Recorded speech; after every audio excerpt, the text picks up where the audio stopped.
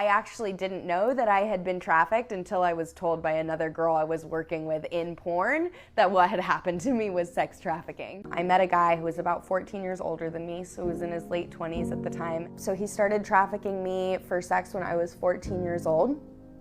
It started just with a conversation of, hey, I can't pay this bill, or I can't do this thing or buy this thing that you have wanted without your help. And so I'm gonna have a friend and you're gonna have sex with this friend for me, and then we'll go do whatever it was that you wanted to go do.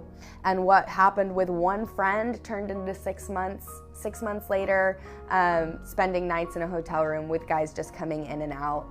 By the time I got to that point of being 14 and being in those hotel rooms, I had already been hurt so deeply that this genuinely felt normal.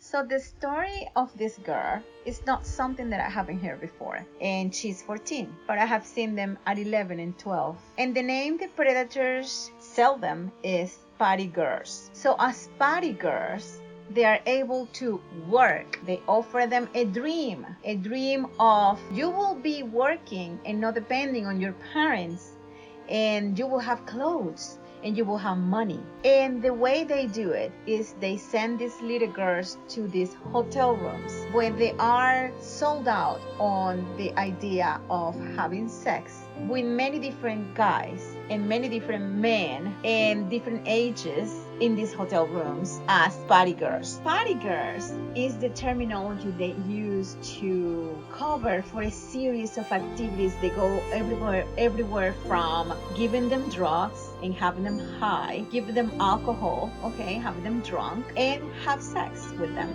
So these activities, usually there are 2 girls per room.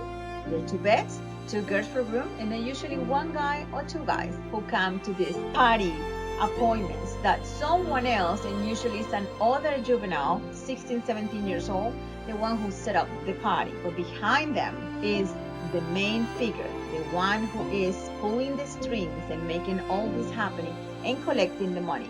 During my investigations and training as a law enforcement, we discovered they were asking these men for $100 per hour, and they were paying the girls $20 for each man that they go to bed with and they have sex with. So the story about this girl, what she's telling, is actually something that has been happening so many times, so much, every day in front of our own nose. It is all too common